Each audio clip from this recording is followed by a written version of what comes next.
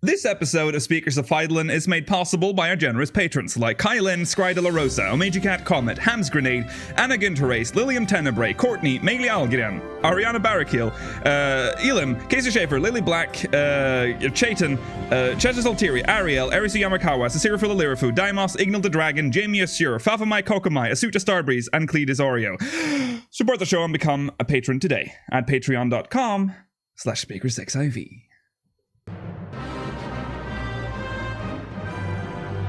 This is Speakers of Feidlin.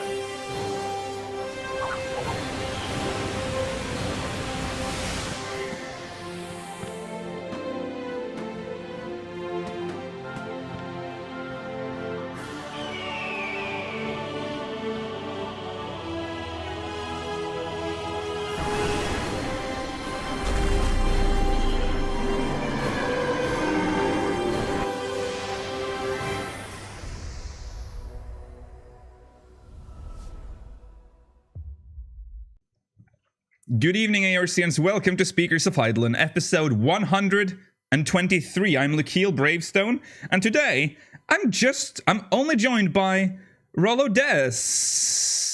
Bet you most of you haven't even seen this overlay before. Welcome to Speakers of Feidlin.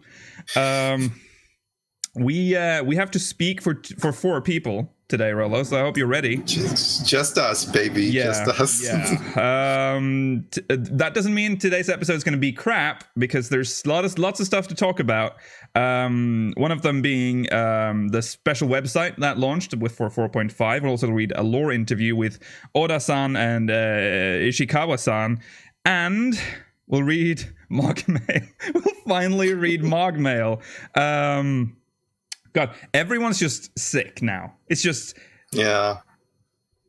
I always feel a bit sick too. Don't you dare. But it wasn't bad enough. It was just a little stomachache. Yeah. Well, let's... we don't know what's happening in the post-show either, so... God, this could be... Channel updates. Chronicles of a Realm. Is that what it's called? Yes.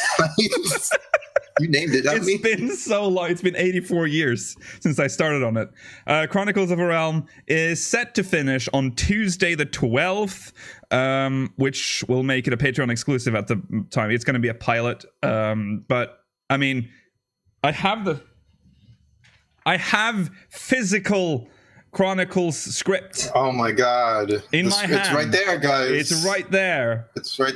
I finished voice work on the what date was it? 14th. It was yesterday. Does that make sense? So that will be out soon. And next week on the 22nd is when we'll air the last episode of Speakers of Feidlin for 2018. And then we'll return. The channel returns on January 4th, which means it'll start with Friday Hangout and then the podcast and minimum eye level. Important to note that there will not be a minimum eye level next week. So it'll be a Friday Hangout, and it'll be the podcast, and then there's there will be a hiatus. I can't speak today. I don't know what's happening. Will there be one this week? Considering we don't know. I don't know. Yeah, I almost called you Yas as well. Everything's falling apart. I also noticed that it's been a while since we used this overlay as well. So like everything is just nothing fits on screen. Yeah, the alert box is a little bit too big to fit. Yeah, it's fine. No. It's fine. But yeah, January 4th at least is when we return. The only thing you need to remember is that 22nd is the last episode of Speakers of Feidlin. For 2018. Okay? 2019 will be the year of Rollo too, so make sure to look out for that, guys. It'll also will only be away from week, so it's not like it's not a long hiatus, so don't worry. Yeah. Right. Let's jump into quick news. Starlight Celebration 2018 has been announced as expected. This year's theme is choir. It's just we're gonna be singing. The event itself was actually leaked a while back, but we didn't talk about it on the podcast because I didn't want to spoil it. But now we can say that's the theme. There was a post on the dev blog where they showed off some stuff for what's to come. It starts on December 17th, and you get like a choir outfit, and it is dyeable. Looks pretty nice too. It's a bit flowy, good for casters. Yeah. If you're a caster boy, this is a new outfit for you. Yeah, it's just like a long robe. It's got like those long, like dangling sleeves. And it just reminds me that people keep bringing that up. Like, oh, remember when they added the physics for those sleeves? I have never seen those be like properly utilized, except for like one or two scenes. Ever. Physics for what sleeves? Like when the sleeves are like dangling, like they're long. Like, remember they added. But what outfit uses that? A lot of the Doman stuff has like that's why they made those. That's why they added that physic. Okay, that's where the money's being spent, guys. Yeah. I just wanted to vent that because you can even see in the picture when he's holding. I'm sorry for being woolhead, but I'll also explain this for our audio listeners. But the one dude is like stretching out his hand, and you can see the shape, like that it's like stretched horizontally because that's the dangling part. There's no physics. There's no physics there. Okay. Anyways, there's your rant, I guess. Yeah, weird thing to rant about. So I'll read the post. Join me for a preview of the Starlight Celebration, which is set to begin on December 17th. If you're like me, when you think of winter, you imagine snow-covered landscapes, gift exchanges, colorful lights, and of course, cheery melodies from carolers. Well, in order to play the part, you have to dress like one too. On that note, see what I did there? Let's take a look at this year's event item. So the outfits are okay. It says that it's dyeable as well. I wonder which part's dyeable. Is it just the red bit? Yeah, that's what I'm expecting almost. Because if it's the white bit, I think that would be all right, considering you can change any part of the red bits to look nice with it. Red part. It's gonna be the smallest part of the outfit. But it would look. Could you imagine if it was the white part though? You just get this terrible color combinations all the time. That's true. That's a good point, actually. So it has to be the red bit. Yeah, true. Then they showed off a new Christmas tree. It's like one of those like snow things. They're one of those fake trees. The fake trees. There's a lot of furnishings this year for Starlight. There's even like opened gifts. The donuts. Let's not forget about the donuts. Christmas donuts, guys. What a tradition in Eorzea. A variety of merry furnishings can also be acquired throughout the event. And don't worry, festive treats for the table are included. And we have even more of a snow-covered theme this year with the snow-covered sentinel and ever-cold starlight snowman. Oh, wait, does it light up? Oh, baby. Oh, that's cute. Unfortunately, those twinkle boxes have been opened already, as we had to inspect them in case Zexos tried to sneak in any subligars. That's an in-joke there for you. You can decorate your houses with your friends and free company members. Take a stroll through the city-states to enjoy the decorations, except for Ishgard, where it's from. Maybe when it gets rebuilt. Hey, maybe. Or simply pose for festive screenshots. We hope no matter what you choose to do, that you enjoy the Starlight Celebration.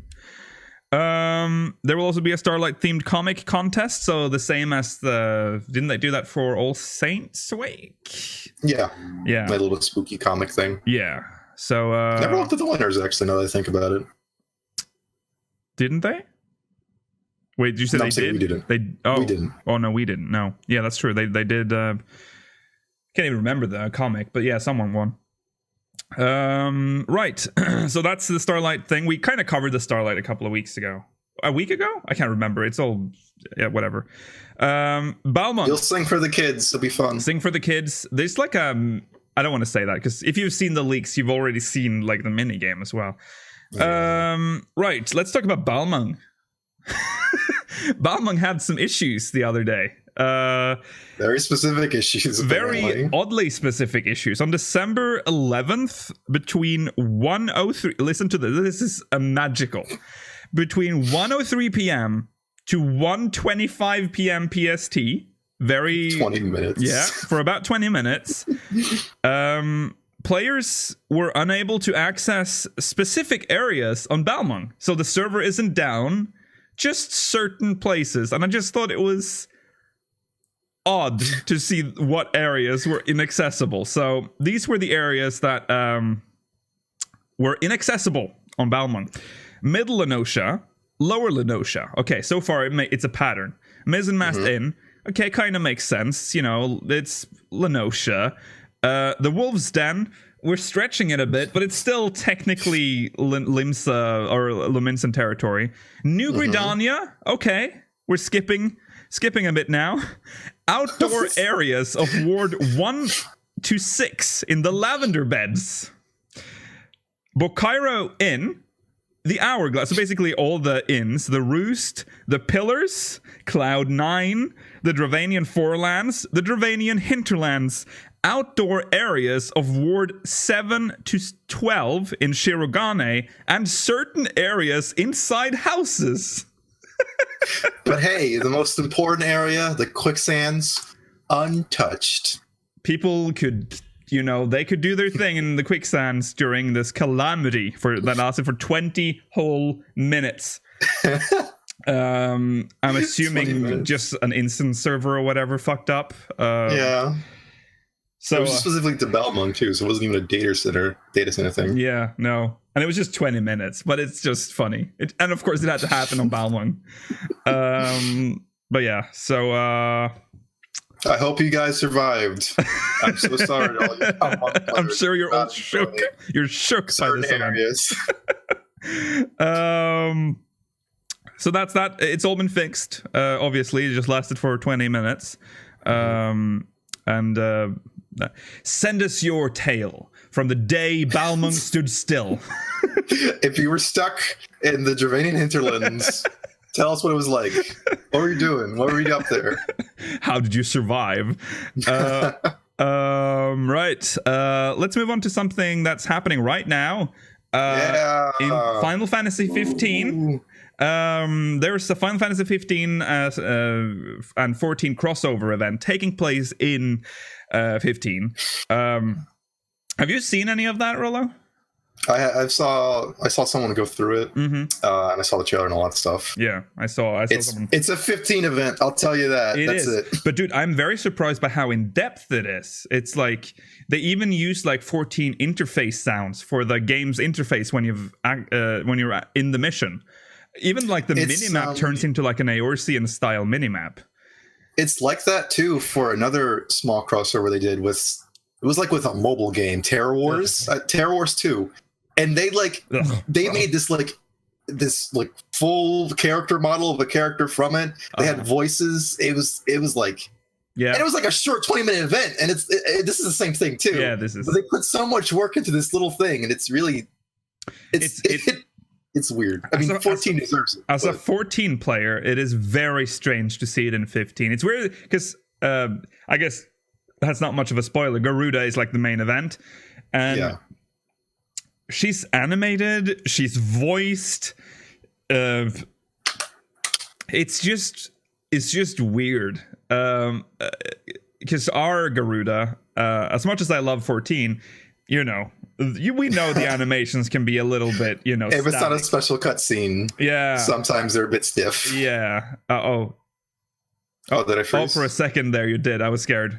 No, but it's weird because she's like really well animated. The fight itself looks fun, although it is a level 45. I don't know what's the level cap in 15? Is it just forever? I don't know, but you can beat that game at level 1. It doesn't really matter. Yeah, I guess. There's a Mikote there. She's not anyone that exists in 14's lore as far as I know. She's just a random generic I think she's Mikote. just an adventurer. Yeah. And she's an Arcanist, or I guess she's a scholar. No, she's an Arcanist because she's an Arcanist. She's using physic in battle, and that's all she does. So that was a bit sad, but it's funny because they have like, that's what blew me away the most. It's the music, the sound effects, even like when you initiate the quest, it's like the duty finder pops with a ching.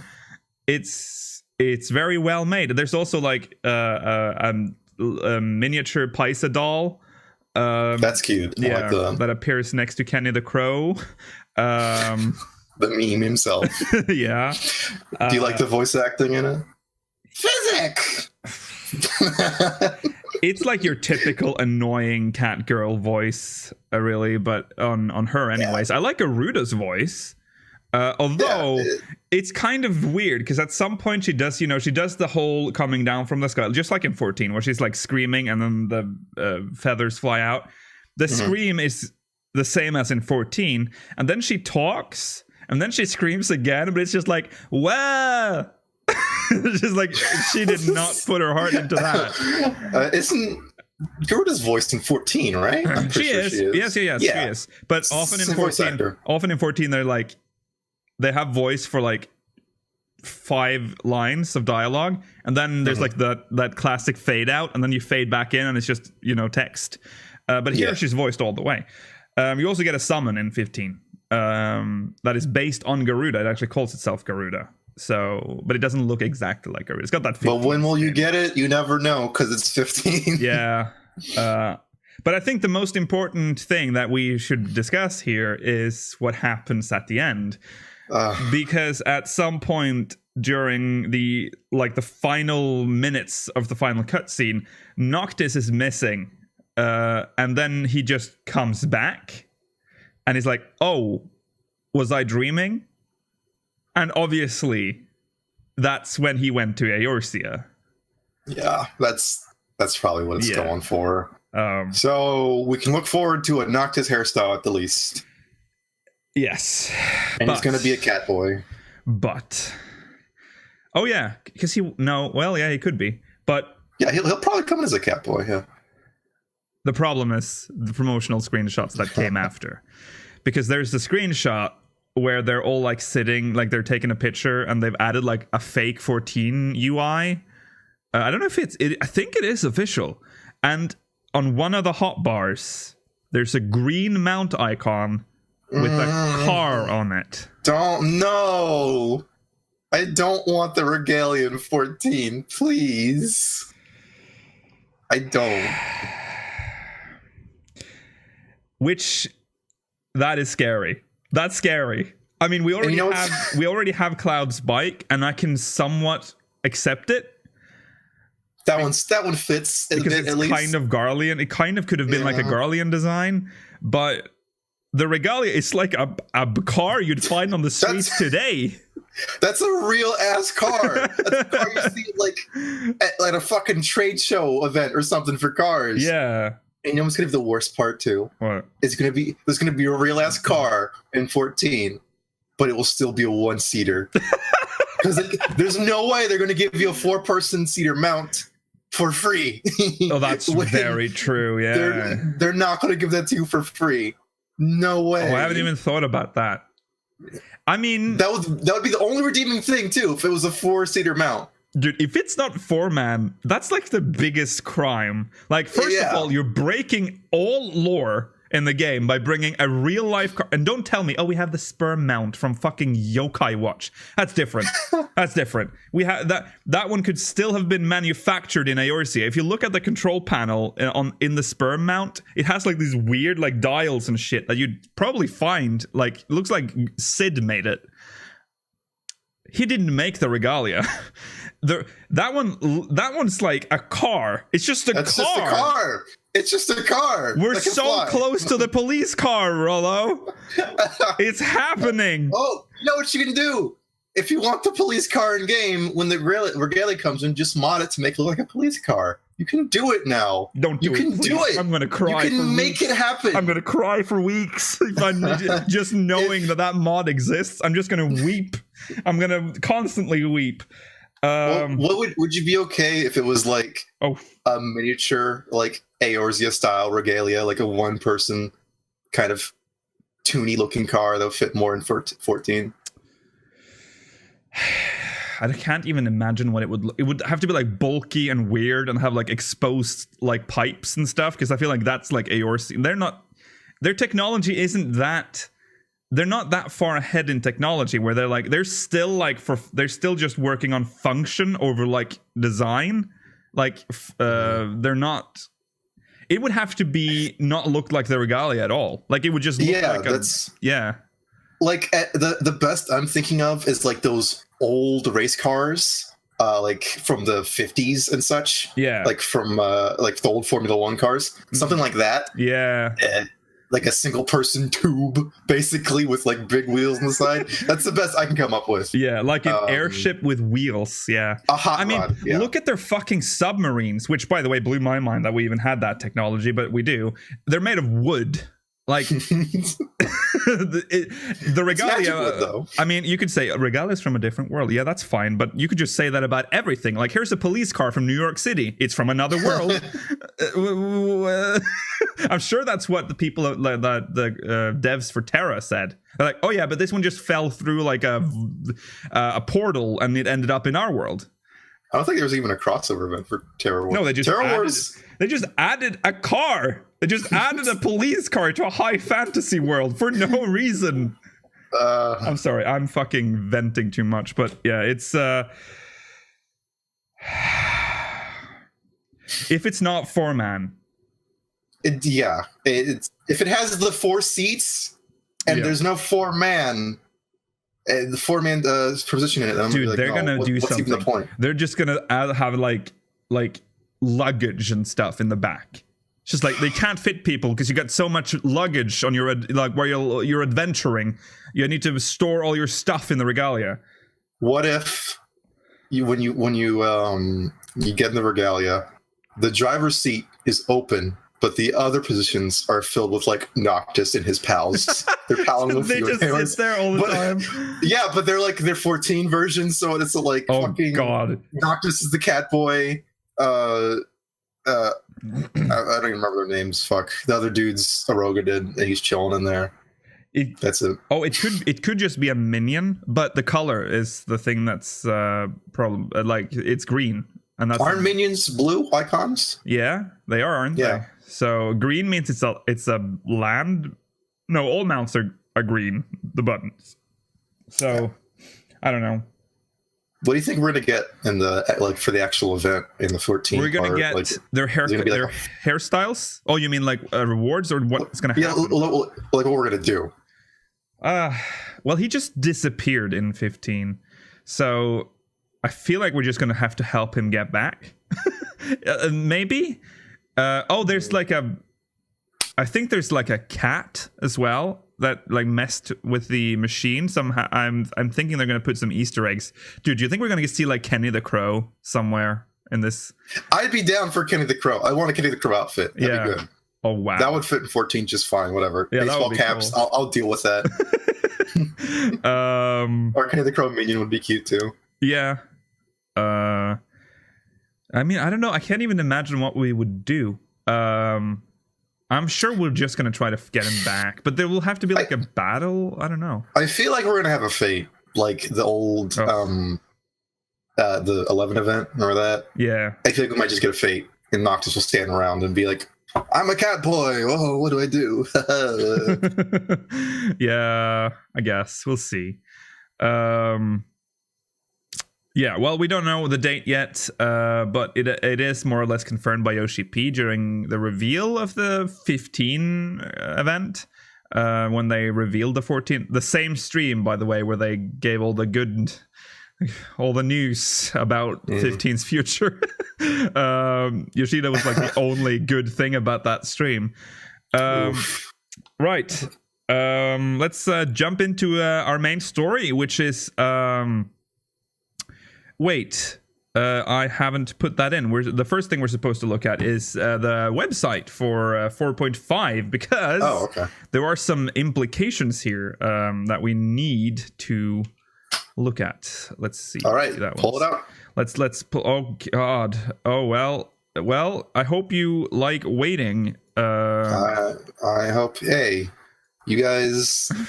I'll keep you entertained. Yeah. Cool. I'll show you how to whip and nay. So you see, you take your fist like this and you go, no, like that. Oh god.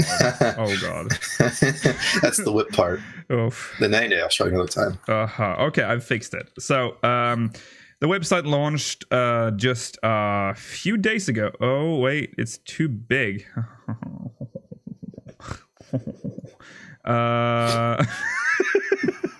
Okay, there we go. Got him. No, you don't. You still don't fit. Need to. Okay. These like little goblin noises we're just making now. Okay. Right. In a second now, we'll look at the website. We're almost there, fellas. Almost there. You guys seen any good movies recently? Heard that Spider-Man movie was good. Okay, back. Here we are. Never mind. Requiem for Heroes. Oh yeah, they also released. Let's look at the artwork first. So it looks like this. Okay. It looks nice. Looks very nice. With the Doman, Gurabanian, Alamigan, Gridanian, Uldan, Lominson, and Ishgardian flag in the background, and the Warrior of Light looking. There's Daddy. Yeah, there's Daddy, and he's a bit rough. It looks he's been through shit. So I think this at least definitely confirms that this might take place in that first part of the trailer we saw. Yes, with Xenos. There's even more interesting detail here, because apparently this picture, if you look on the left side of the picture, it sort of darkens a bit. You can see on the top left there, like some embers, like in the wind. That's because this actually fits with the Prelude in Violet artwork. So this is like a long banner showing. I don't even know what this sort of implies, but it's interesting nonetheless. They do clearly fit together, but it's neat. It's just neat, and I'm hoping. But yeah, I don't know what it implies here, because you have other Daddy. Why am I forgetting his name right now? Gaius. You have Gaius. And I love how I just knew who other Daddy was. Of course, it's Gaius. Of course, everyone knows. Yeah. And Alphino, and then you have all the other bad boys up there chilling. Yeah. So I'm almost hoping that there's a third, like, because this is part 1 of Requiem for Heroes. So part 2 might have different art that fits in on the right side. So we'll have Daddylander in the middle, and then whatever's on the other side. Oh, have they always done two arts for 4.5? Like two different.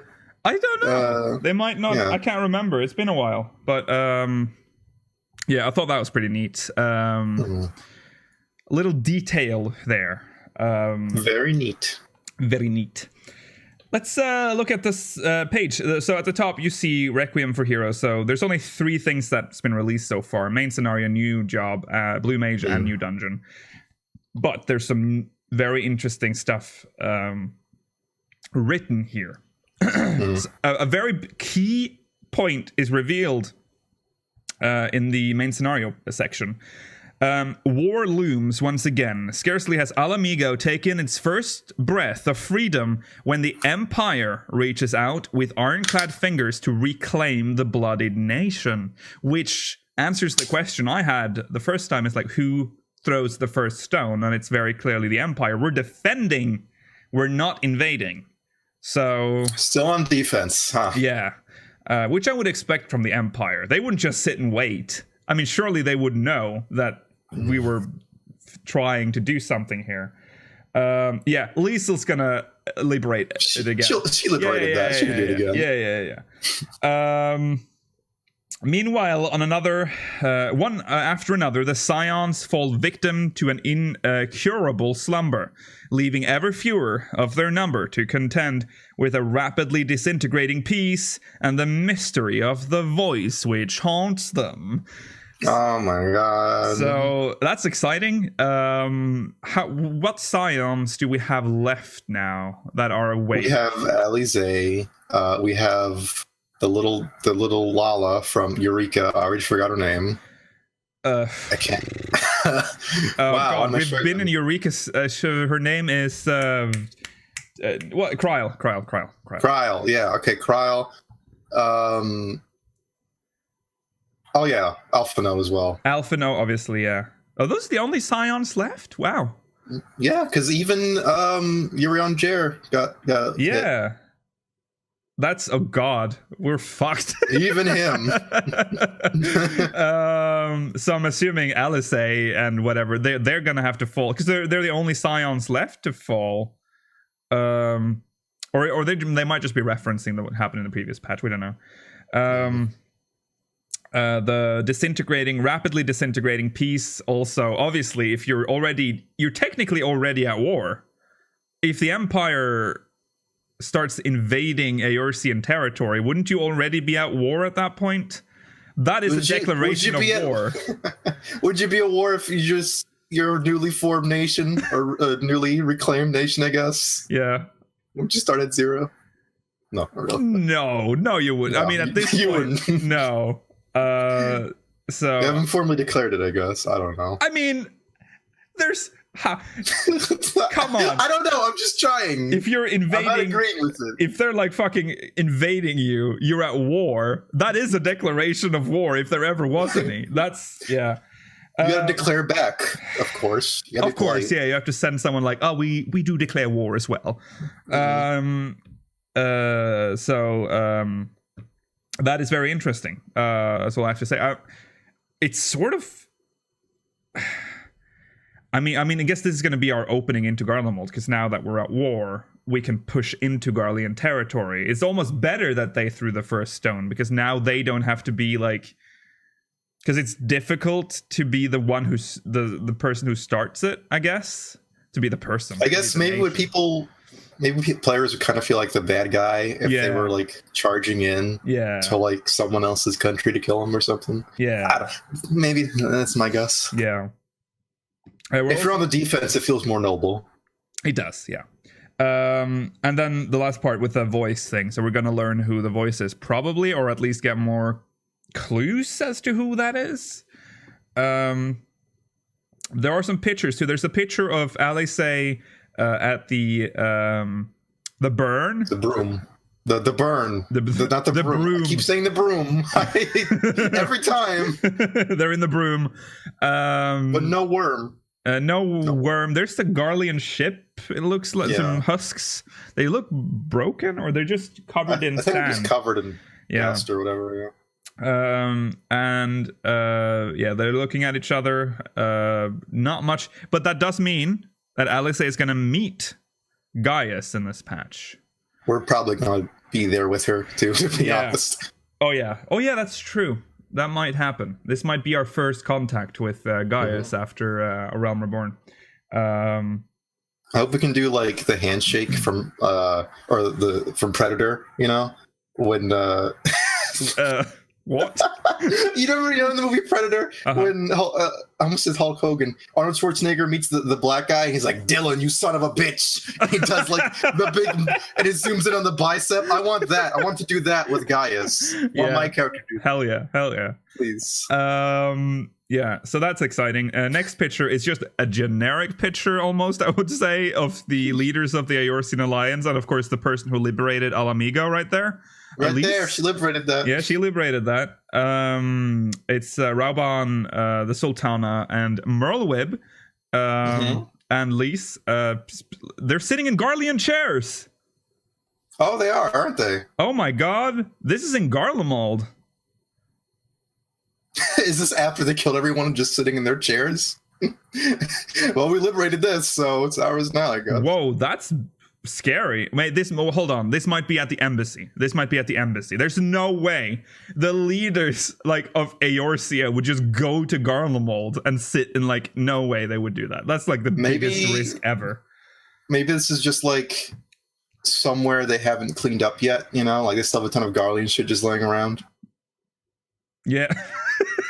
Yeah. Well, it's because there's there's still a bunch of castrums all over the fucking place. You know? I mean that's so true. I'm gonna bet that it is an embassy, the embassy in Kugane. Okay, but because they all look very angry as well. So this is probably this might be like what the fuck are you doing? You're invading us. This might be like one of those meetings where they go to the embassy to like, figure out what the fuck's happening. Okay, yeah, sure. I mean, the other doesn't make any sense. Would you say a war broke out? Would you send your leader like to the lion's den? Just be like, oh, we're in active war with these. Let's say the most important people of our nation. Yeah, Merle Whip's asleep. She's done. She's taking a nap. Yeah, she's just had a long time. Yeah, Leviathan. She's still tired from Leviathan, dude. Yeah. Anyway, so even though these are only 2 pictures and just a little bit of text, it's enough to get me hyped. There's some stuff going on. Yeah. It doesn't end there because Blue Mage is next. Yeah, woo. And it actually looks really good from the screenshots. There's like the trailer and stuff. There's also the pictures were here. Okay, so there's some confusing pictures released with Blue Mage. But before we get to the pictures, actually, I'll read what it says here. A so-called mage of rather questionable character claims to have mastered an outlandish form of spellcasting that resembles neither black nor white magic during his voyage to the New World. Allegedly, anyone who purchases one of his soul crystals can learn to mimic the ethereal magics of wild creatures. Are we going to buy the job crystal? You just buy the soul crystal? But can he be trusted, or is he merely a con artist looking to make a quick gill? So already we're like, it's very unconventional where you just buy a soul crystal. Maybe that's why it doesn't work in dungeons and roulettes. I mean, is because it's like a cheap soul crystal. It's not a real one. Yeah, it doesn't work that well. Maybe. There's a picture of them here in Ul'dah. I mean, the gear looks cool. I like their their little capes. If you like thighs and you play a female character, you will have a field day with this one. Yeah. It's very classy. All blue. I like that they have ties. Must be like the only gear with a tie. Have we not seen ties? We've seen else? like those that resemble ties, like on the wedding gear, but it's not an actual tie. This is like a real tie. I think it has like a knot. So it looks very. The Shire gear might have it. Do they? I feel like they have little tiny ties. Oh, the Sign Adventure. Okay, here comes. Okay, we have a lot of ties. I get it. Just kidding. Okay, fine. There are a lot of ties. Very Napoleon-esque looking. Yeah. I don't like the hats. Regalia. There, I said it. Okay. The hats are dumb. They show action learned with a party of 3 blue mages, which might that mean that all 3 of them maybe got the action? We don't know. I wonder, if you get at the same time. If the monster always drops it for everyone. Mm-hmm. Or the skill, I mean. Yeah. We'll see, I guess. But this is what makes me most excited. It's the Blue Magic Spellbook.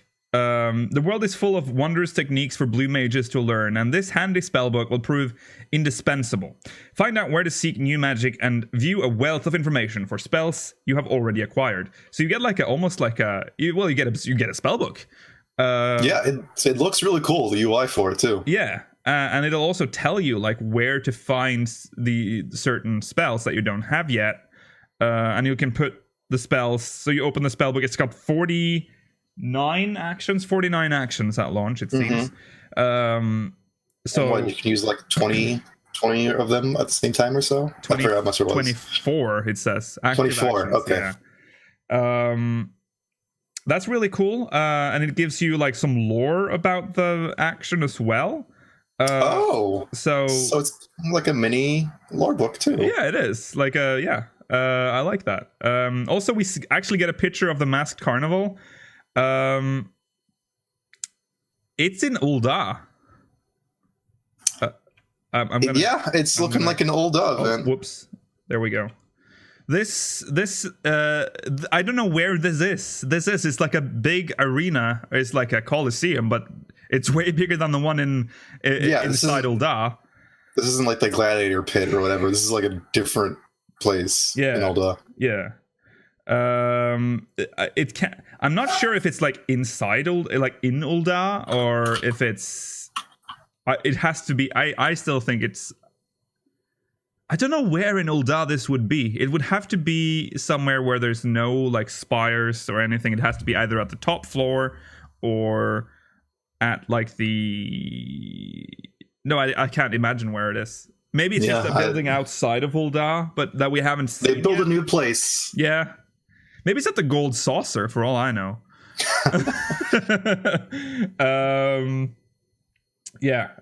So everything's... Which is weird, because the initial trailer was in Limsa. Mm-hmm. So... I don't know. Let's just jump back here. Right, there's another picture. It also this like shows you detailed information about the fights. So you see the fights on the left side. There's a small list. It also shows you the rewards. You get allied seals for this, but also poetics. Yeah. Poetics too. Yeah. Yeah. Everyone loves poetics. Now allied seals will be useful because they're kind of annoying to get. Yeah, I guess. But allied seals is good because now you can unlock all the fast speeds. Really quickly in the Realm Reborn zones. Also, if you never got the top tier Grand Company gear, this is also perfect, because that requires allied seals as well. Mm-hmm. Obviously, the poetics, that's because it's a level 50 job. But if they can't help it. If they bump up the levels with patches, eventually we might get something that's at least semi-relevant. Who knows? It depends on how quickly they catch up. Are these like repeatable? Is what I'm wondering, because since they give you seals.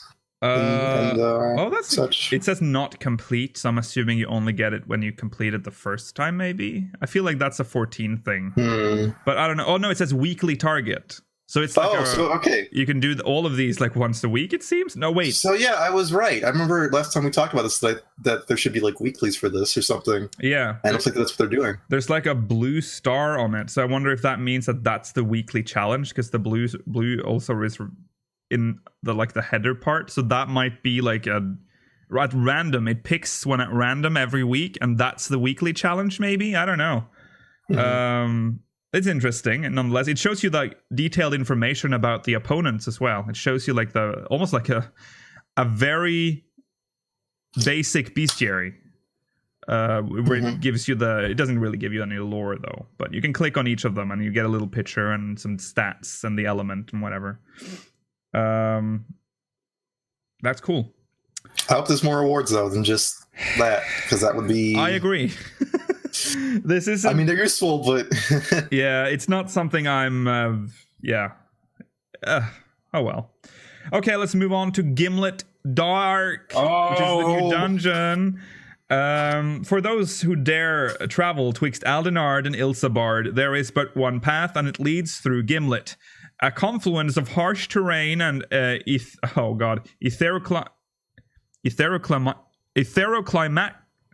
I'll get it now. Etheroclimatic conditions there you go. Have shrouded the land in perpetual darkness, and it is here the decisive battle for Eorzea begins. The decisive battle for Eorzea begins. Those are straight up trenches, by the way. Yeah, they are. Yeah, they have like anti-tank spikes or whatever. Yeah, on the left.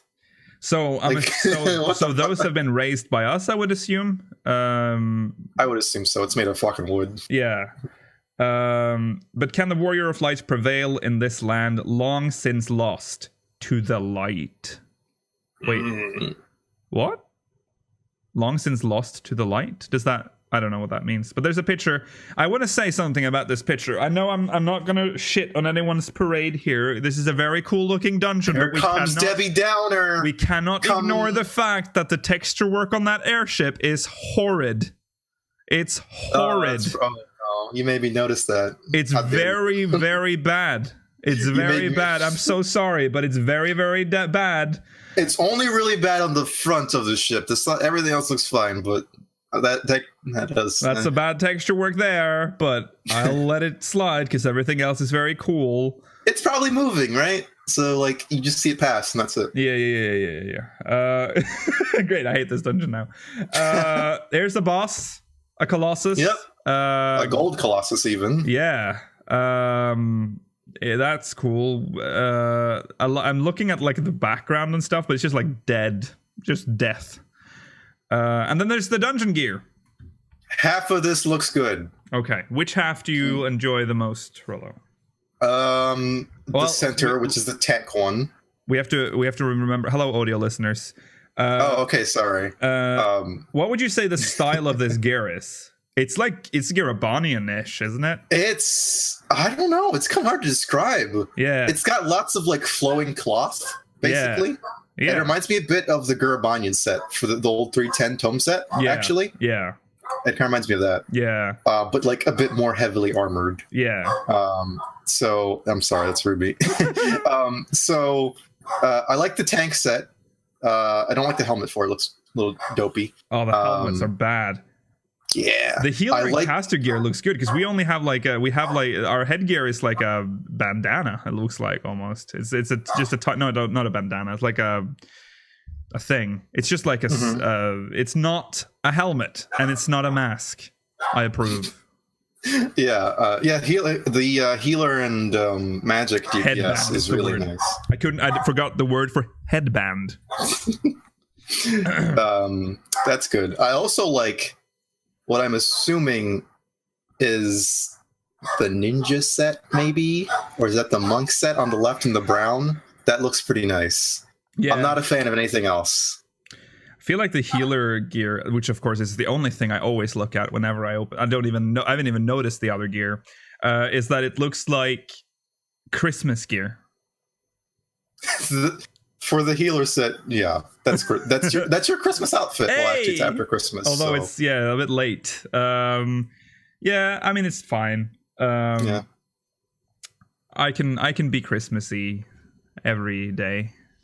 The one on the leftmost one I'm okay with actually. Because I like the colors, the orange and blue, it's nice. Yeah. The rest I'm just not a fan of. It's not. Yeah, it's fine. It's okay though. It's okay. It's not like oh god, it's ugly. It's not like none of it's offensive. Yeah, and it's not reskins. I wonder if they're dyeable. I hope they are. Let's hope that. Right. So that is that's all that's on the website right now. 4.5 trailer coming soon, so we're going to get that on the 21st. That's when we're expecting to get the trailer, because that's when we have the live letter. So come join us for that, guys, on the 21st. 21st. 4 a.m. Is it at 4 a.m. for you? It's I think it's 6 a.m. for me. Oh boy. No, it's really early. I might be there, I might not. I'll have to see. Right. Let's move on to the other main story, which is the interview with Banri Oda. Is that his full name? I think it is. Oda-san and Ishikawa-san, which they are the lead main scenario writers for 14. They are like, this is where lore is born. All the lore. What? It's where it's in interviews, man. It's where they make it up on the spot. Yeah. That's true. But these guys have basically, I mean, they've made Eorzea. I think I don't remember if Oda-san was part of the 1.0 MSQ team. Might not have been. I believe that might have been Ishikawa. I'm not sure. I can't remember. Anyways, they're the leaders now. This interview is by MMORPG.com. Thank you, MMORPG.com. Yeah, maybe post link. Can you post the link to that in chat? Yeah, sure. If you're watching on demand, a link is in the description. Recently, the Final Fantasy XIV team sat down with both Oda-san and Ishikawa-san, the minds behind the Stormblood story, for an in-house interview. Though this is an in-house interview. Oh, okay. It's like similar to what they did with the 5-year anniversary thing. Which I'm still waiting for part 2. I wonder if that's just like monthly. So we'll get part 2 this month, probably. Right. So let's just jump into this. It's just a bunch of questions. But it's interesting because we rarely hear from these guys. Mostly we hear stuff from Koji or Yoshi P. But they'll be like, I'm going to have to ask Oda-san. It's like they always say that. Now he can't use that excuse. Yeah. Now we gotta know. Fingers crossed for a 12 question about the 12. Okay, how did it feel to be part of a project where the initial product was totally destroyed and then rebuilt from scratch? Was it liberating, stressful, etc.? Okay, so Oda joined. So it says that he joined after Yoshida. Yeah. So he's after the Calamity. I joined the 14 project just after it came under Yoshida-san's leadership in March 2011. I only learned of the Realm Reborn plan. Oh, no. That means he was part of 1.0, right? 2011, that's 1.0. Yeah, it's part of the later end of it. I only learned about the Realm Reborn plan when I was part of the team. Whilst I did foresee a difficulty regarding the story when thinking about how we were going to create it from scratch whilst updating the previous Final Fantasy XIV, I also did get excited at the idea that if this was a success, it would be, without a doubt, one of the most impactful things I'd ever worked on.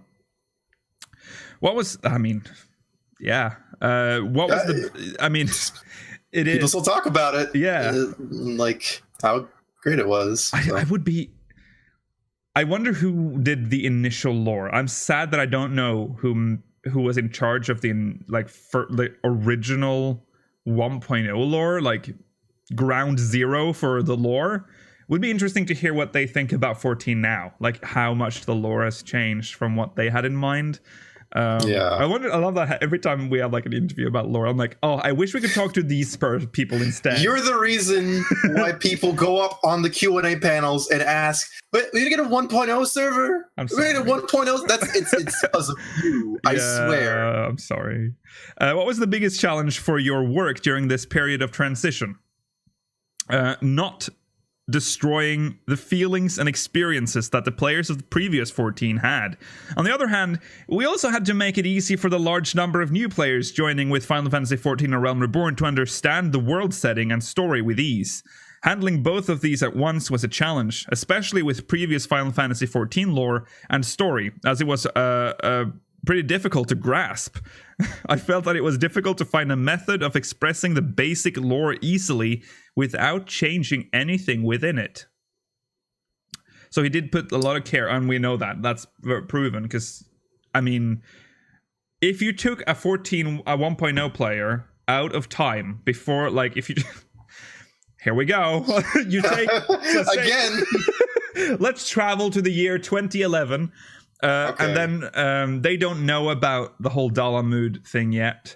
You just take them out of their time stream and you plop them into the game now.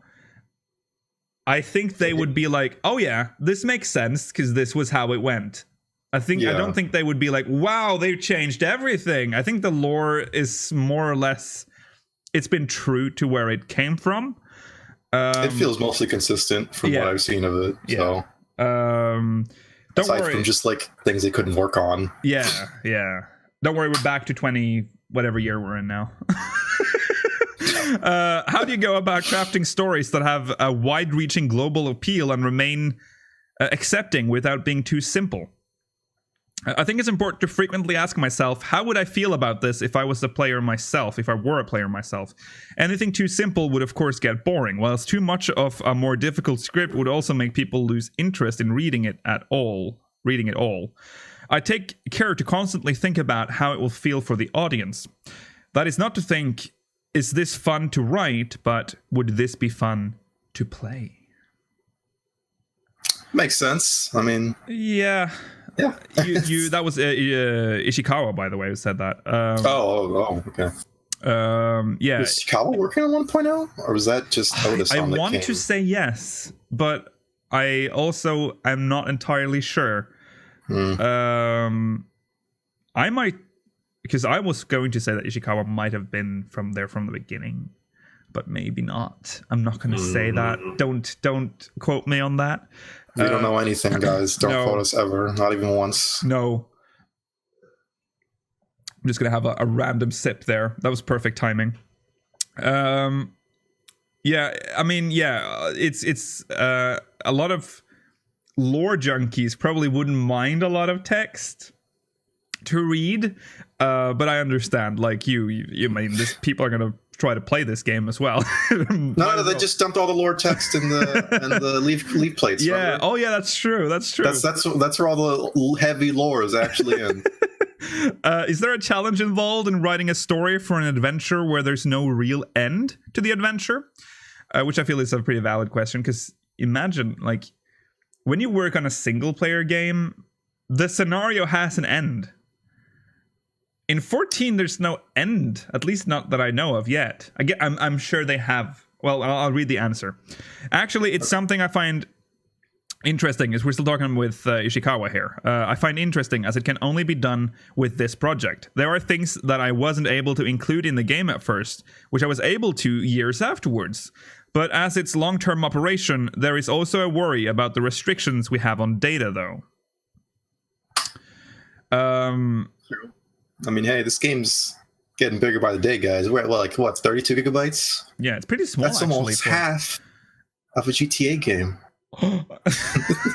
Yeah, like I said, it's still really small. Yeah, for an MMO, it's really small. Yeah, but I'm sure they have, like, even if they don't say it, I'm sure one of them at least has, like, an idea of how it's gonna end. Like, they have the end of the scenario somewhere. Maybe written down even. It's in a drawer somewhere. They keep it locked. Yeah. It's on a little sticky note. Yeah. And it says Minphilia. I can't think of anything that's really bad. Never mind. Yeah. Minphilia do something. The end. Okay. Right. How do you handle story pacing when people could drop the main thread of a story or quest and spend hours doing something else only to come back to it later? I'm gonna say something. That's my, like, biggest pet peeve, is when people do main scenario and they're like, I'm just gonna do some side questing now. I'm like, you fucking idiot. Finish the MSQ. My friends have done that when it's in the game.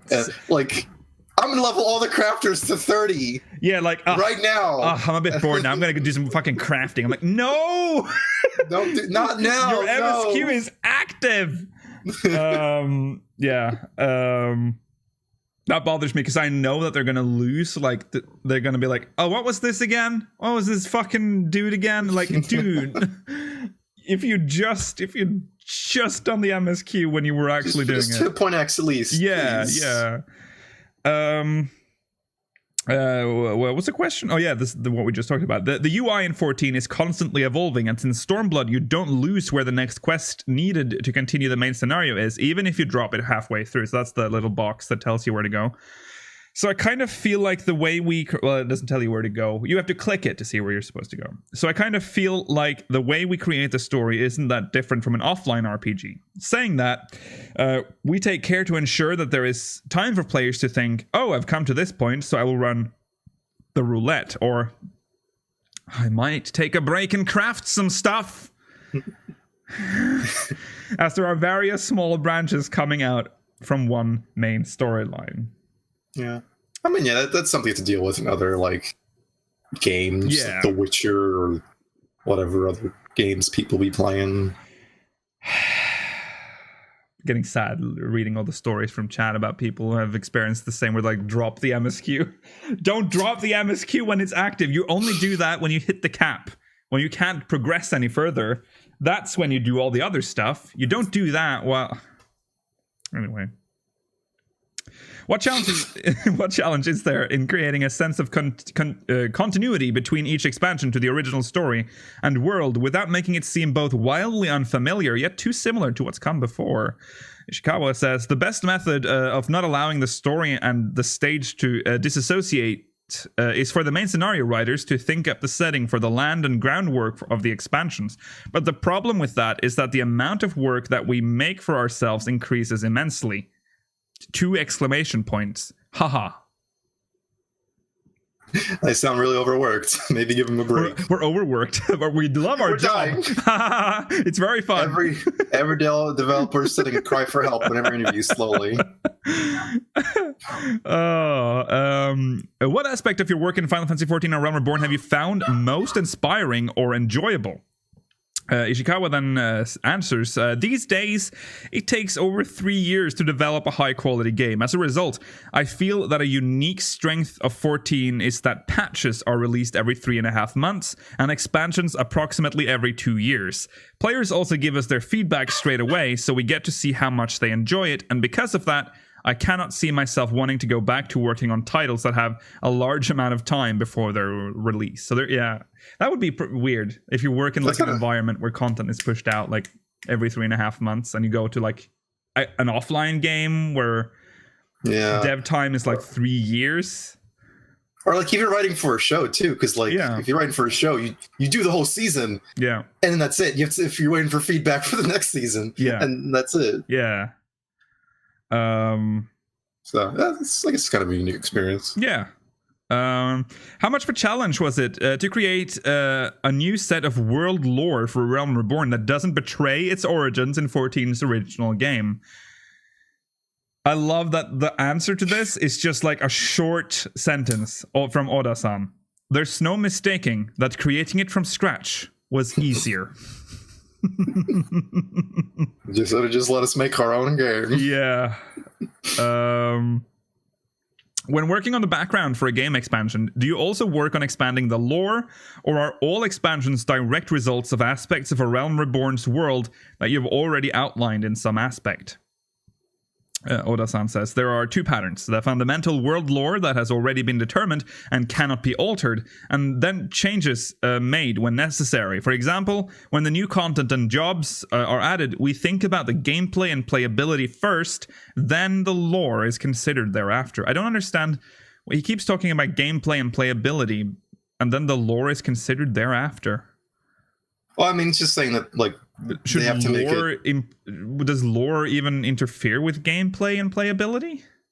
I mean, they got like, I don't know. You make a skill or something, and then you make sure the skill's fun to use, and then you give the skill some lore. I guess. Then you give them the lore. Okay, I see. Yeah. Or like the name and all that, like that kind of stuff. I would imagine. I see. Yeah, I can see that. How difficult is it to strike a balance between making a fantasy world that makes sense but is also wildly fantastical without it being unbelievable? Oda-san says, it's important to maintain certain rules, example, drawing a line between what can and cannot be done with magic, having conditions to use, etc. Even with it being a fantasy. But it can be hard to share those rules amongst all of the many staff members. With a project like 14, in which there are so many staff, it can be especially tricky to get everyone on the same page. That's why Ascians have shadows. There you go. There you go. There you go. That's the reason right there. Yeah, I wonder if he like has to like fight Yoshi P on certain stuff. Like he'll be like, oh yeah, I just want a big puppy that you can sit on, and he's like, I don't think that's gonna fit. Yeah, I want the puppy there. I feel like Yoshi P's like that, and then it's like, oh, we have to put that in now. I want the big puppy that you can hug and cuddle. Yeah, I want the big puppy. I want them to smoke. I want the puppy to smoke. I want him to walk on 2 legs. And they're like, what? This is my Gruff the Crime Dog. He also wears a lot of jewelry. It's like me, actually. Me and like a puppy, actually, Oda-san. Put that in the game. I forgot about the fucking jewelry. Oh. And thus the Lupin were born. There you go. Yeah, that's how it happened. Yeah, that was the pitch, and then it got tweaked until it was a usable form. That's how Oda-san solved that issue. He's like, oh yeah, you want walking puppies? Okay, sure. Here you go. Okay, what aspect of your work in Final Fantasy XIV or Realm Reborn have you found most inspiring or enjoyable? Oda-san, it is, as it's an MMORPG that has major updates released every 3.5 months, it's really fun to be able to see the reaction from players regarding what we've created so frequently. It's a huge inspiration that we can hear what players have to say through various things like sites like Reddit, videos with gameplay in it, social media, and actual events.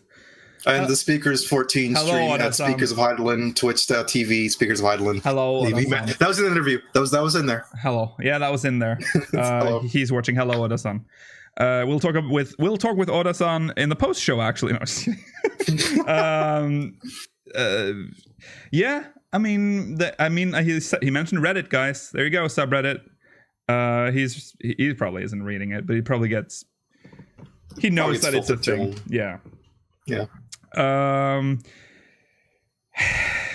Yeah. I mean, nothing that we haven't nothing surprising here. The interview was done by Square Enix, so they knew the questions were safe. It was a bit fluff. Yeah. But hey, it's always neat to see what they're doing. Yeah. It was a small peek behind the curtain. Yeah, some of the answers too were just absurd. Like they were just nothing, just clinical answers. No, didn't really fill in anything. But yeah, nice to hear from them. Yeah. It's all right. Yeah. I guess we'll start reading MogMail because we have a lot. Some of which are very long. I still think there are some that I didn't even put in the show notes. Okay. I'll get that up as well. Yes, we do. So we have enough. We have enough MogMail today. I think we'll start with the ones that I have rendered, and then we'll go from there. First one comes to us from that's the one we read last time. So that's not the one we're reading. No, not sorry. Back in the pile you go. Yeah, back in the pile you go. I mean, we already read it. Yo, what's up, my funky fresh speakers? This is from Rina Kanil from Ragnarok. I was curious about the area next to Nangsha. Is there any information in-game on what's there? If not, what do you guys think or hope is there? Thanks and keep up the good work, from Rina Kanil from Ragnarok, which is the best server, by the way. We are the funkiest and the freshest of all the speakers, as you can see. Hell yeah. We don't know much about what's in Nangsha. We checked a little bit before we went on here. It's basically just rice fields. Destroyed rice paddies. There's it feels like it's like the Garleans just send people down. It's like a what's it called? Like it's like Australia. What? It's like a penal colony. They just send people down there to work the rice fields. Okay.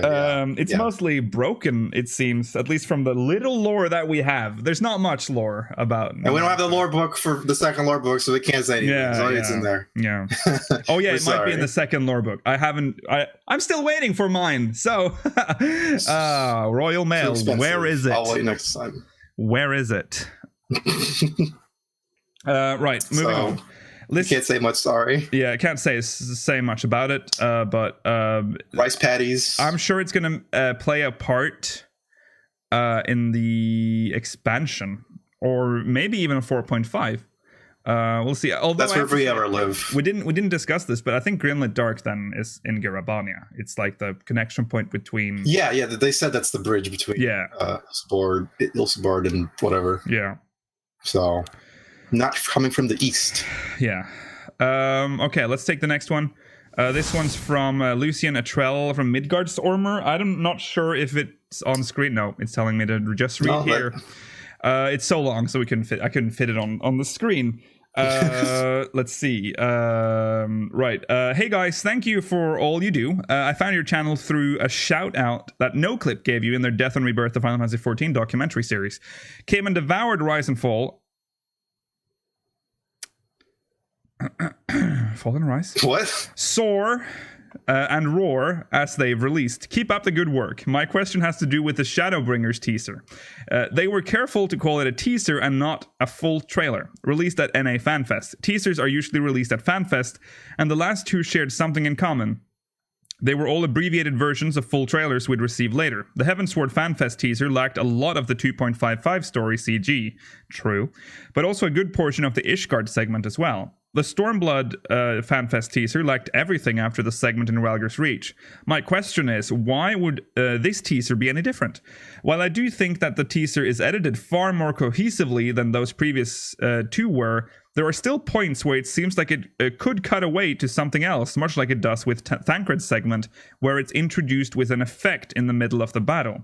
There's a particular point after he attempts to strike as a monk against our attack. Hold on. There's a particular point after he attempts to strike as a monk against our antagonist, where afterwards he just kind of appears on the ground as being struck down without showing it.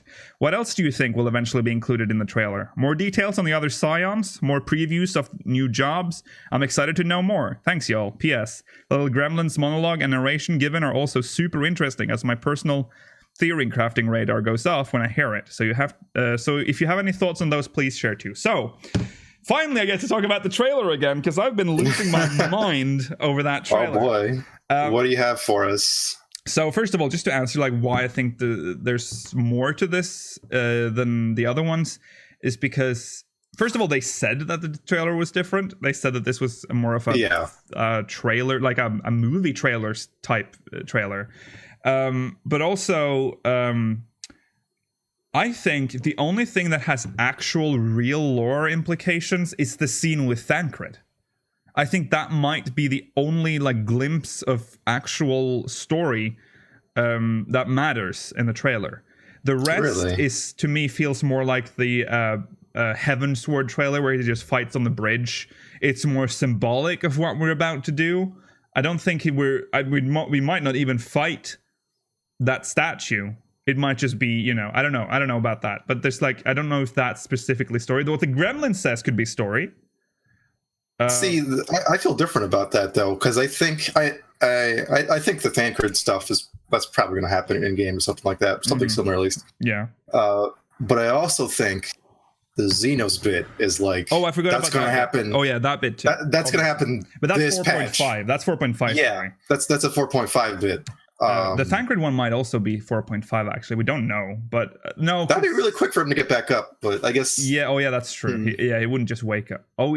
For him to get back up and become a gunblade dude would be pretty quick. Not saying it can't happen. But. You see, if we're going to theory craft that hard, what if this is where Thancred's been called to? That he is wielding a gunblade because that's what he found here. Because I don't know. Let's not. I don't want. What if it's Thancred from an altered dimension? That's not the real Thancred we know. It's a different one. That's why he has a gunblade. Dude, I have lost my mind on that trailer. I see things that no one like. I've gone mad. I've looked at the lights. I've talked about the fucking lamps, dude, for so long. You have gone crazy, guys. You don't know this. Rollo, he has talked about the lamp so much, and he's like, it doesn't match this lamp, but it looks like this lamp, and it could have been this lamp. The lamps in that one, like when I almost want to like load up the trailer, but there's like this big. Actually, you know what? Maybe we'll do that. Okay. There's like this one room. Lamp time, boys. There's like this one. When he enters the room, there are like a cluster of. Fuck it, I'll find it. Shadowbringers trailer. Fuck it, we're doing it live. Okay, we're doing it. Do the frame by frame this time. We're gonna do frame by frame, my boy. It's gonna be glorious. Shadowbringers trailer. Shadowbringers trailer. This is quality. This is quality content. He desires the lamp. It's just a little bit like little late for the lamp meme though. That's the only thing that saddens me. Now Fortnite had a lamp skin. We can still do it. Oh, okay. If they did it, then that's fine. Or moth skin, whatever. Yeah. Okay. Right. So I'm not gonna go.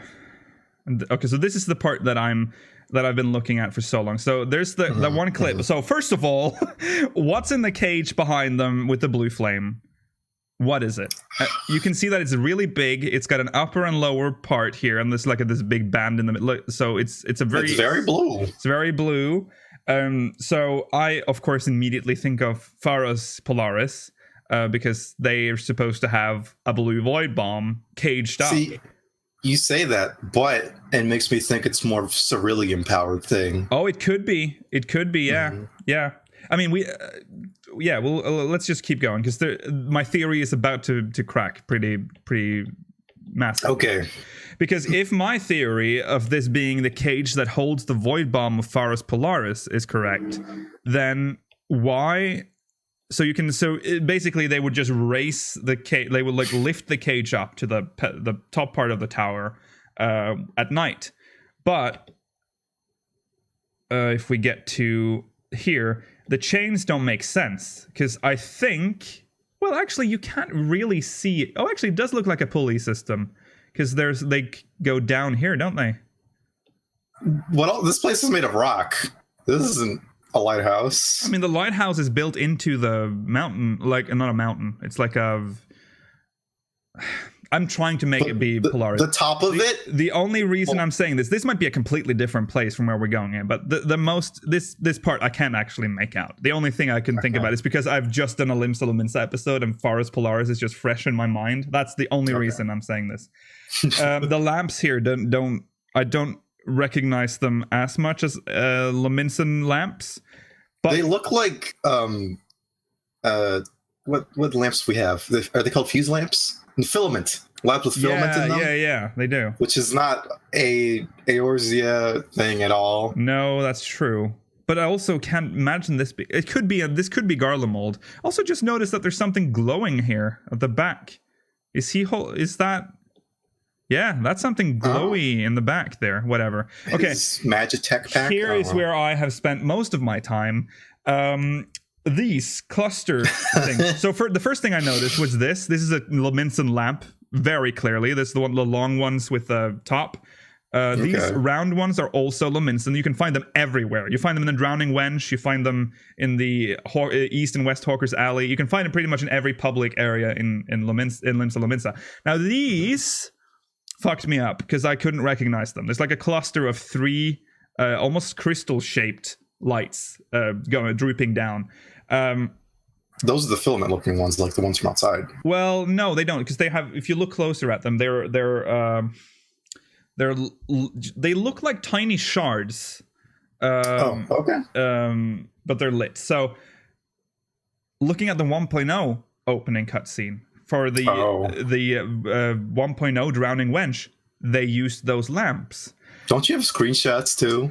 I'm pretty sure you had like screenshots overlaid each other at one point. I'm not. But it is true. These lamps were once used in the 1.0 version of the Drowning Wench, the Adventurers Guild that never was, covered in sore. Everything about the lighting in this place screams Limsa Lominsa. Now, I'm about to show you how crazy I am, okay? Okay. What is this? Look at it, Rollo. Take a moment. Just look at it. A sign? What exactly? Don't you think it feels a little out of place? I mean, I guess. Let's look at it in motion. What is that, Rollo? What is it? What is that in the back? A door or a sign? What do you want me to say? Well, look at the door frame. I guess it doesn't fit the door frame. It doesn't fit the door frame, Rollo. Also, what's that glowing orb? What's the glowing orb, Rollo? It doesn't fit the door. Firefly, maybe. It doesn't move. Doesn't move. Well, what do you want me to say it is?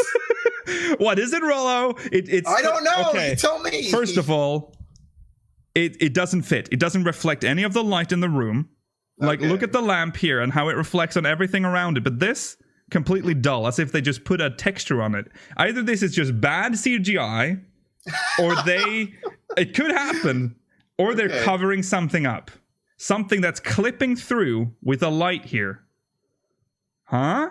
Is that possible? Okay. This thing is like the first thing I saw when I saw the trailer, actually. I couldn't stop looking at it. It looks so ugly. It doesn't fit the door frame. Why is it there?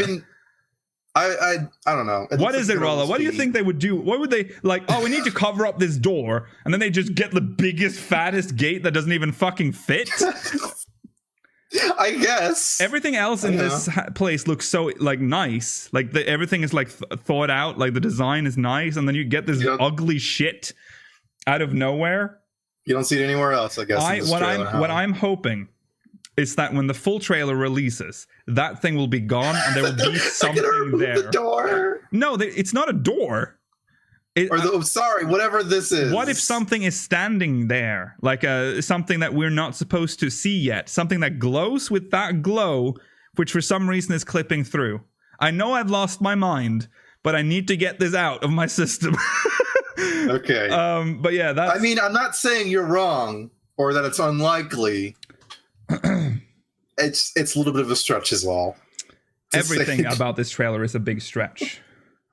Only what you're saying is. Well, I mean, what do you think this is, though? Where do you think we are?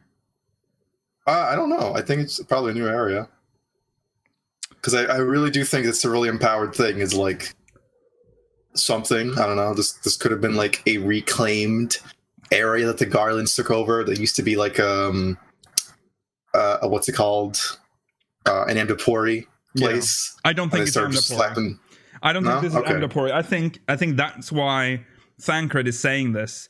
First of all, the Kiribu that we're fighting, that's clearly not in Amdapor.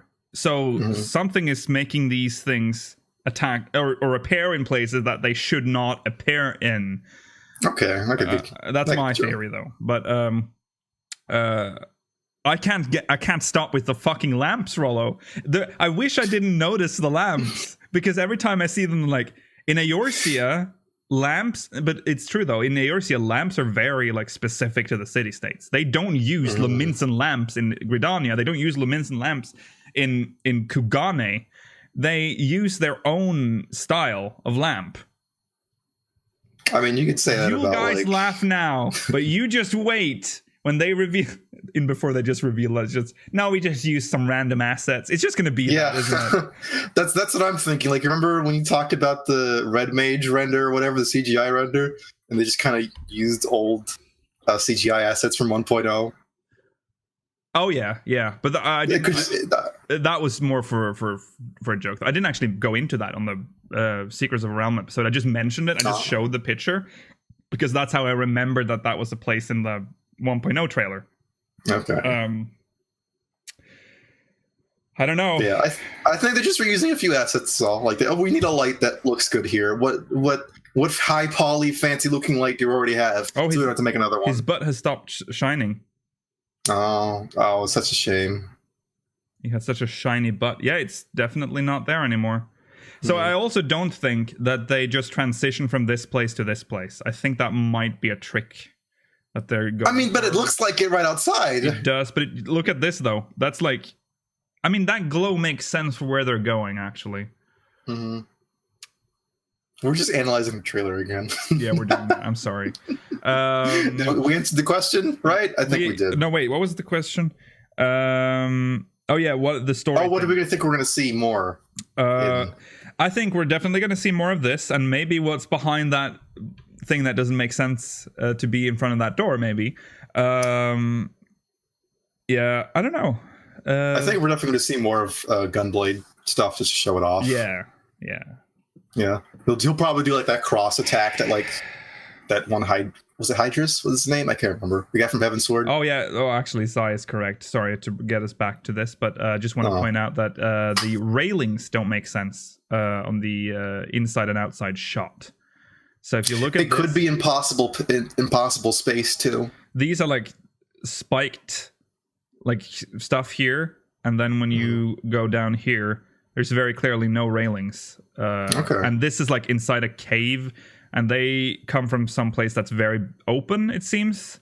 So yeah, it's definitely something. So they're totally different areas. These are and that would work with my theory because these lamps are not Luminsen, but these are. So my theory stands, guys. Anyways, back to this. Yeah. We'll see Gunblade in action for sure. We'll see a new area in CGI. We'll see. Well, I think we'll probably get Viera in a CGI trailer. That'd be interesting, I think. Yeah. Maybe Fran's a big part of the story when she will 100% appear in 4.5, obviously. Yeah. She's going to. Do you think Fran is going to like interfere with the MSQ? I could see that happening. I could see Fran being a big part of the MSQ somehow. We'll see. Because at this point, it's just... I have a feeling. It's not... Yeah, go on. It's no longer just 12. Like, it's not like a 12 event. It's like this is just 12 themed. We're very clearly getting Evilisian, like, stuff in the next in the expansion, anyways. So I'm maybe sure she becomes a scion. I'm sure. What a dream. I'm sure the full trailer will show Viera. It will show the new areas with Namu and whatever. I think maybe we'll see that. We'll see a lot of stuff that... God, I can't wait. Also, maybe we'll know where they are in this shot. In the... Any thoughts on the goblin, too, by the way? The goblin? Oh, the gremlin? The gremlin, yeah. I can't even remember what he says. It's very ominous, isn't it? He talks about like there's nothing left to fight for. We talked about this when we analyzed it initially, but it does sort of feel like it's like the bad thing has already happened. Yeah, like and the gremlin is like taunting us because we've basically fucked up and we can just give up at this point, and that's why we switch to the dark side. I could imagine like a gremlin actually being part of one of the cutscenes or something after the bad things happen. Yeah. They're not even saying the exact same things, but I could see them like, "Oh, haha, you fucking loser! you fucked it up." Yeah. Good job. What's the Dark Knight? Yeah. Yeah. Hope we answered some of you. I'm sorry, we went on a lamp conspiracy rant here, but thank you, Lucian, for that. Luclian.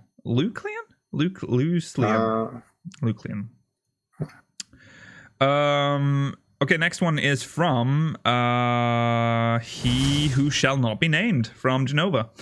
Will you be How'd switching? You fit that? Huh? I'm saying, how do you fit that as his name? Oh, wow. We don't have those restrictions, unfortunately. Will you be switching to Speakers of Zodiac for the expansion? Well, see, you'd think that was just a joke question, but there's that. I've been thinking about that just for fun for a short while before or after the expansion launch. Oh, wow, that was nice. Okay. Skype update has been so good to us. We should probably do that for fun. Why not? I've already started on the logo. So, okay. I mean, work is underway, so we might see something evil like that. Screenshots of our character too. Yeah, maybe. Yeah, I already have loads of mine. So you already have Dark Lukiel. Yeah, I do. So Speakers of Zodiac. Coming for a limited you. time, we might be Speakers of Zodiac. We'll see how that goes. Right. Next one is from none other than is it Verbal? No, this one is from Alyssa Rowe, I guess. Huh? Is this an old one? Oh yeah, this is old. Okay, I guess we're done with the rendered ones. Well, that's fine. Okay, next one is from Verbal Snuffs from Zodiac. Greetings, speakers. I've been thinking about what Yoshi P said in the Q&A about how players don't count content like Eureka, Deep Dungeon, etc. when talking about content cycle being predictable. I think the answer is simple. Oh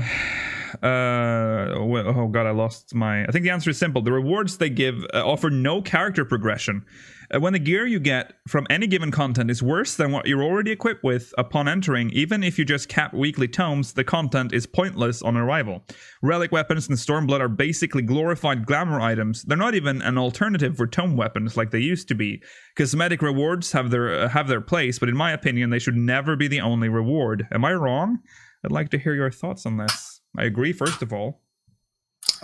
Yeah, honestly, if Eureka wasn't bad and Deep Dungeon wasn't just more of the same, or Heaven on High, people wouldn't have been complaining, honestly. Yeah. There's a problem with rewards in general in this game, because there's only really two rewards. There's the tomestones and the stuff that they yield when you have accumulated enough of them, and the Savage Raid drops.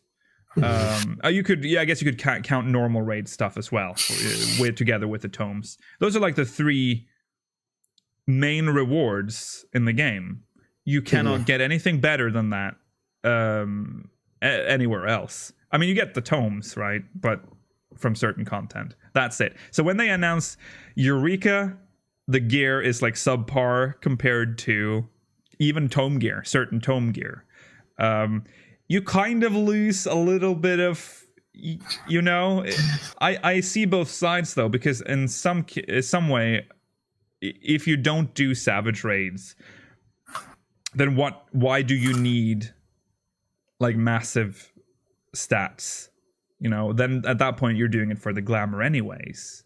I mean, I'm gonna when I get my relic, it's only for the glamour. For me, that's always been the case. It's just been for the relic glamour, because the relic has usually been pretty nicely designed, and I just want to wear that as glamour. Same with the relic armor.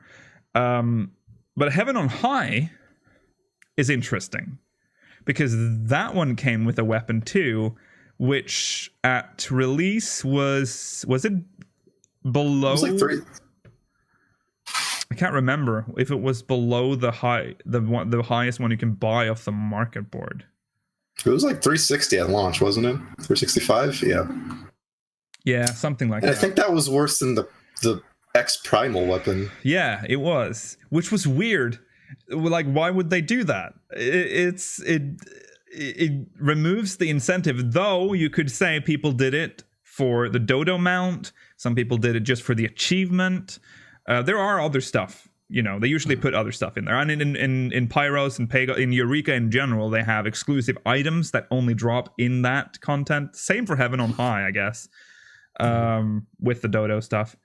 But you don't get character progression items. You don't get like that bump in item level unless you are actually far behind. In which case, I guess it's nice, but it depends. It depends on the player, I guess. It just, yeah. Like, I could totally do content that didn't give me much reward if it was just fun.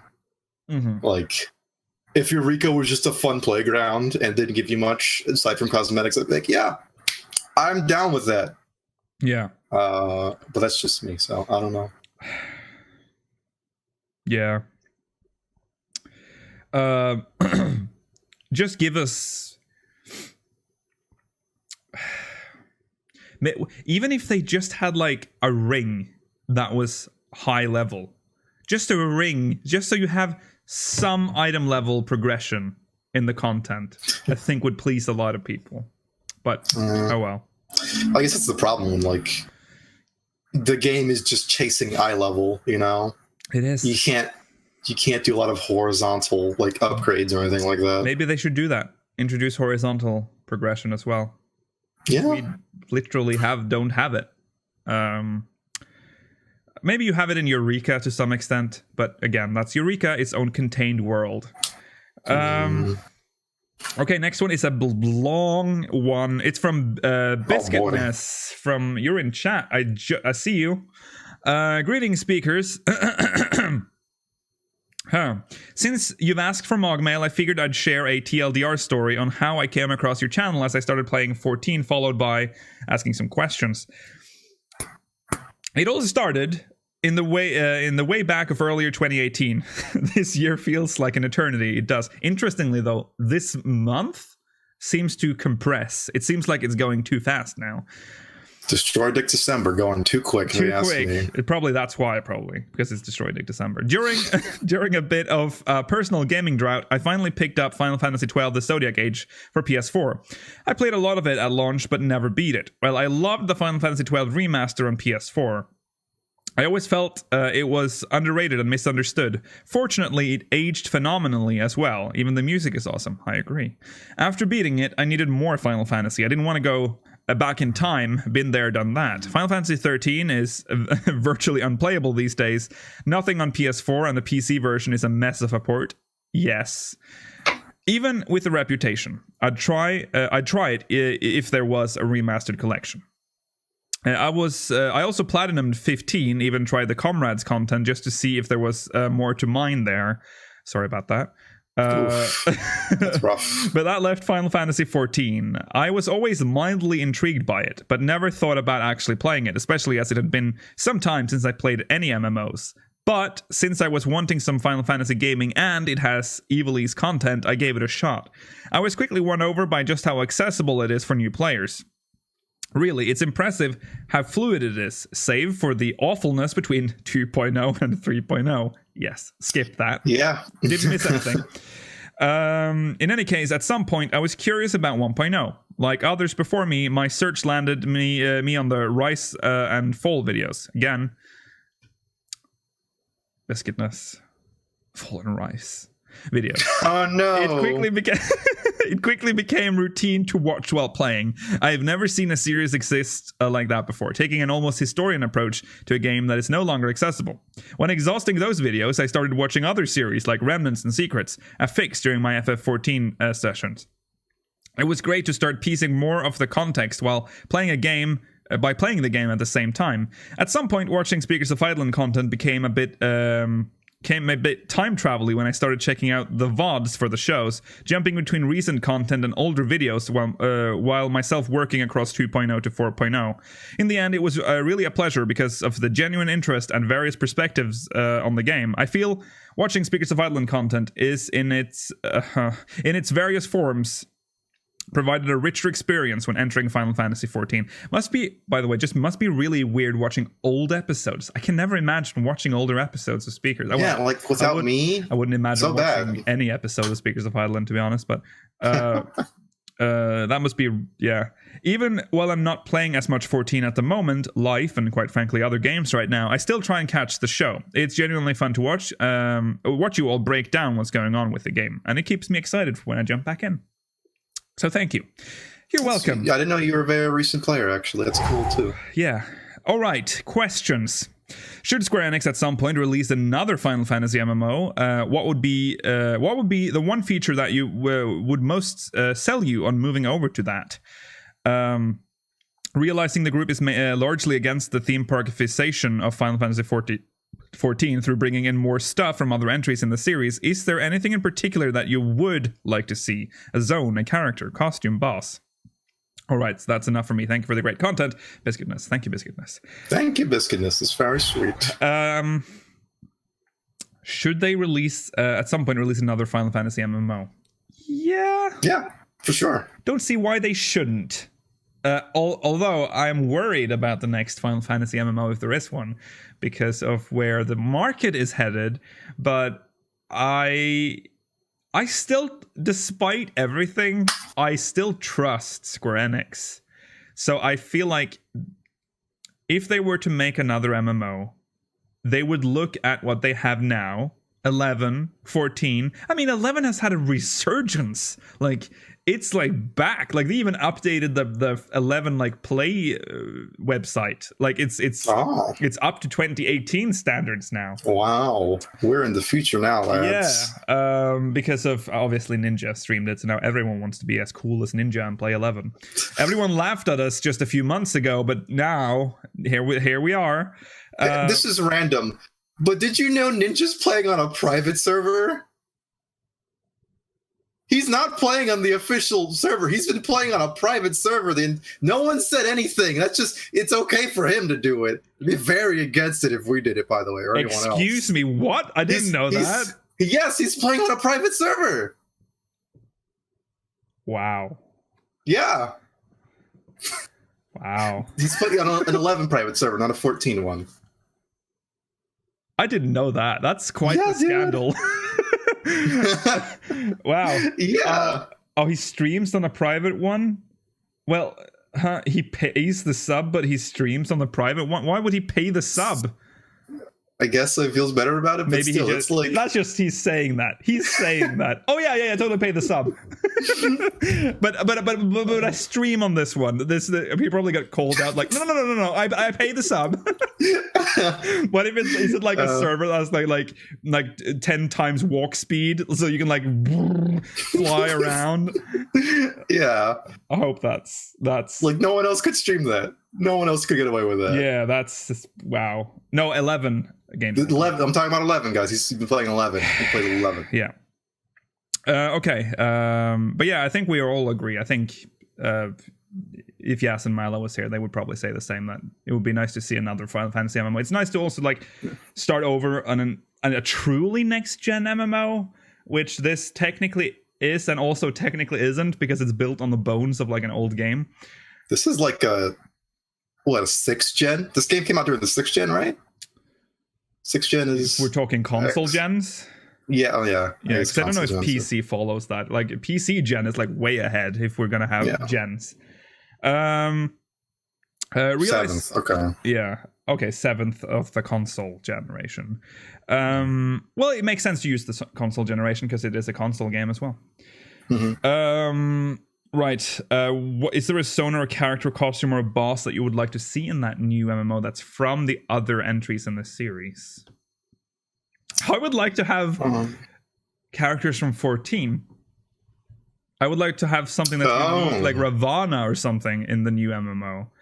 That'd be cool. I like Ravana. Yeah. I like the big bug boy. I would not like Bismarck, though. We're done with him. Bismarck. He does not deserve... Bismarcky. Yeah. He does not deserve anything. Okay, we can get one more, and this is the one with all the scary questions. This one's from someone. Couldn't even put your own name on this. I see from Zodiac. Hello, speakers. Thank you for all the amazing content you're creating. I can't imagine a week without at least one speaker's video, which feels like a jab at the release schedule for videos. My questions are mostly aimed at Lakil, so sorry, gang. Well, it's fitting that there's only 2 of us then. Only one person disappointed. First off, what happened to the source story? I was really invested in the story, and now it seems to be completely gone. If you abandoned it, can you tell us where the story was going? I don't know if you've already answered this, and if you have, I'm sorry. Second, where is Chronicles of a Realm? Can you tell us anything about it? Is it MSQ only, or will it cover all 1.0 lore? And last question, do you have a definite end planned for Roar? You might have answered that already, but I've only recently started listening to the podcast. Thank you for the great content. Hope you stay around for a long time. May you ever walk in the darkness of the crystal. Yeah, that's our new phrase. Okay, where do we begin? Okay. You have fun with that one. Oh, God. Rollo, what happened to the Sora story? Okay, so the Sora story isn't gone, but it's Secrets of a Realm is a mess. I don't know when Sora is different now than what it was when I started. So the idea was that I'd have this short story at the beginning that would evolve over time, and then it would mix with Roar, and then that would just melt kind of into like its own story, and then it would be like its own series at some point. It was weird. I kept after the story that we all know. The Roar episode that never was, or actually it was, but we removed it. I didn't know what to do with Sora. The story's already been fleshed out, but I don't know. I don't think I want it in Sora anymore. Because people watch Sora for the stuff in the video. Like, people want to watch a hidden dungeon. They don't necessarily want to watch that storyline play out. So it's just not, I don't know what to do with it, basically. That's what's happened. That's why you don't see the story anymore. But it's not done. I might put... See, I've been thinking about putting the story into the next episode of Soar. But it's difficult. Let's just say that. Let's use a Facebook term. It's complicated. It's complicated. It's not gone, but it is coming. But I'm not going to leave the story just hanging from where it was. We're getting there, but I just have to figure out where to put it. Just make it its own series, maybe. Make like its own video. Could also work. But you might actually see it in the next episode of Secrets of a Realm. Okay. Because I want to voice it too. I want to do more with it. That's the problem. But I don't. There's so much work that goes into like the base stuff of Soar that I don't know that putting even more work into it with the stuff at the beginning. That takes a lot of time. That's the problem. But yeah. Yeah, I'll be Roger, guys. Coming to you soon. Yeah. I've made all the character sheets so you can like read up on your characters. Everything's laid out so you guys can just pick whoever you want to be. Okay. We actually are voicing them. Slots are open for Roderick, for Dunstan, and I can't say the other one, but there's a third one. I'm not gonna say the name of that. Second, where is Chronicles of a Realm? Coming on Tuesday, hopefully Tuesday or Wednesday. Can you for patrons only? Because it's a pilot. and then it'll eventually come out. Can you tell us anything about it? Is it on MSQ only, or will it cover all the 1.0 lore? It's going to cover initially 1.0, the intro parts of 1.0. It's going to be like the starting quest for Limsa is the first one. It's going to be a two-parter. So the first quest that you get in Limsa is called Treasures of the Main, and it's the very first quest you get after you exit the ship in Limsa. And it's going to cover the MSQ first, up until the point where you got the unified story. I don't know if I'm going to cover that. But after that, I'm going to do the Grand Company story, which became the MSQ after Yoshida took over. That's where we eventually end up with Louis Swan stuff. And then I'll cover all the guild quests, because they were bonkers. A lot of them had like a lot of lore that were either retconned or just rewritten in A Realm or in A Realm Reborn. So that's interesting stuff. The format is still being worked on, which is why it's going to be Patreon only for the first few episodes. Not to say that they won't get on YouTube. They will eventually get out on YouTube. Last question. Do you have a definite end plan for Roar? Yes and no. I have a definite end for the specials. It's going to end on the Dalamud event stuff. After which, I'm going to restructure it and make it more of a... It's not going to have like a set schedule anymore. Chronicles will take over Roar's slot. And then Roar will be just like, I can just make some one-off videos about like, oh, I remember this from 1.0. Maybe like a 5-minute video about the Gobu quest with the Wandering Minstrel. Or just a video on the... well, that might actually be part of the Meteor event episode, but whatever. There is an end, kind of. Like end of as a mainline series. That's coming. That's that, I think. Thank you, someone. Thank you, someone. I hope I gave you enough information there. But it's going to be a weird time now, because I'm going to have Core and Soar and Roar. I mean, I've been advertising for Core, to be fair, for like 2 years. The logo's been like on all our branding for 2 years now, so... It's about time. It's gotta get out there someday, right? Yeah. And now it's happening, so we'll see how it goes. And that's going to be the new Roar, basically. And then Roar will just be like, if you guys, you can ask, like, if you can request stuff to cover, because sometimes I just forget stuff. So if you like remember something from 1.0, or you've heard something about 1.0, you want more information about, maybe I can make a video about it. But right now I feel like I've sort of emptied the well a bit. So... yeah. Please refill the well. Please refill the well, yeah. Make the rains come down. Right. More. Okay, thank you guys. That's the end of the episode. Thank you guys for tuning in. There's more MogMail, but we will read them in the next episode. Also, you can send next episode. What? Nice episode? You said next episode? Yeah, the next episode of Speakers of Island. We're not gonna have time next episode. Oh. It might have to wait till next year. Yeah. No, wait. No, not next year. The episode after that. Because next episode we do Live Letter, and then after that we have the week where... No, wait. We'll be off for that. That's the 1 week. So yeah, next year. Minimum eye level. Are we even going to be able to do that? We're going to do minimum eye level, yes. Well, if Melis recovered tomorrow. But I'll pull the dungeon just so we've done it. Did you put Temple of the Fist back in there? No. Well, you gotta. Temple of the Fist? Yeah, we didn't do Temple of the Fist, remember? Oh, you're right. Should we just... See, you gotta put it back. I'm not gonna put it back now. Okay. We're going to Alamigo! Yeah, for Alamigo! Wow. Let's see what the modifier is. Well, maybe... Okay, so here's a wild idea. We're gonna have 3 men tomorrow. If Malice, okay. Is that a rough enough modifier for us to not having to use the wheel. But we can't even do El Amigo is the thing. Oh, that's a fucking thing. Actually, you know what we could do? Okay. We bring in a fourth, some random fourth, and we just tell him to leave when we get in the dungeon. You're right. Because, yeah. But then we still do we can still do a 3-man that way. That's a good idea. We need someone we can just use Roderick. Roderick can take us to El Amigo and we'll just fucking kick him out.